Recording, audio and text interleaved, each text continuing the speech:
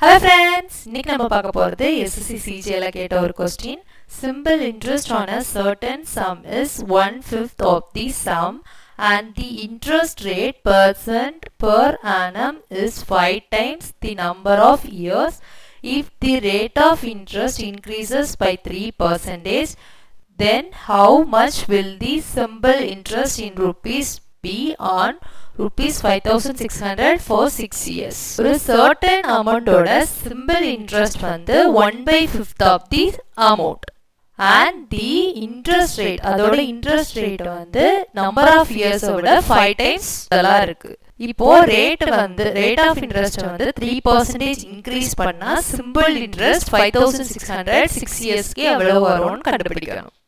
First இந்த second லைனை விட்டுறலாம், ஃபர்ஸ்ட் லைன் மட்டும் எடுத்துக்கிறோம். என்ன கொடுத்துருக்காங்க, சிம்பிள் இன்ட்ரெஸ்ட் வந்து ஒரு சர்டன் அமௌண்ட், அதாவது பிரின்சிபல் அமௌண்டோட 1/5 ஆஃப் பிரின்சிபல் அமௌண்ட்னு கொடுத்துருக்காங்க. இப்போ சிம்பிள் இன்ட்ரெஸ்ட் ஈக்குவல் டு என்னது, P/5 1/5. அதனால நெக்ஸ்ட் இன்ட்ரெஸ்ட் என்ன கொடுத்துருக்காங்க, 5 times the number of years. Years வந்து T, அப்போ ரேட் என்ன வரும்னா 5 into T, 5 times number of years. அதனால அப்படி எழுதியிருக்கும். இப்போ இதை வச்சு சிம்பிள் இன்ட்ரெஸ்ட் ஃபார்முலால சப்ஸ்டியூட் பண்றோம். சிம்பிள் இன்ட்ரெஸ்ட் ஃபார்முலா என்னது, P into R into T/100. இதுல சிம்பிள் இன்ட்ரெஸ்ட்க்கு என்னது, P/5 equal to P into R என்னது 5T into T/100. இந்த பியும் கேன்சல் ஆகும். நெக்ஸ்ட் இந்த 5 இங்க கொண்டு வரும், 100 இங்க கொண்டு போறோம். அப்ப என்ன வரும், 100/5 into 5 என்னது 25 equal to T². இப்போ இதையும் கேன்சல் பண்றோம். இதையும் பண்ணா என்ன வரும், 20. இதையும் பண்ணா என்ன வரும், 4. இப்போ T² என்னது 4. இப்போ T equal to 2 years. T னா number of years, அதனால 2 years நமக்கு கிடைச்சிருக்கு. இனி இந்த T வேல்யூவை கொண்டு போய் இந்த Rல சப்ஸ்டியூட் பண்றோம். அப்ப R equal to என்னது 5 into T வந்து என்னது 2.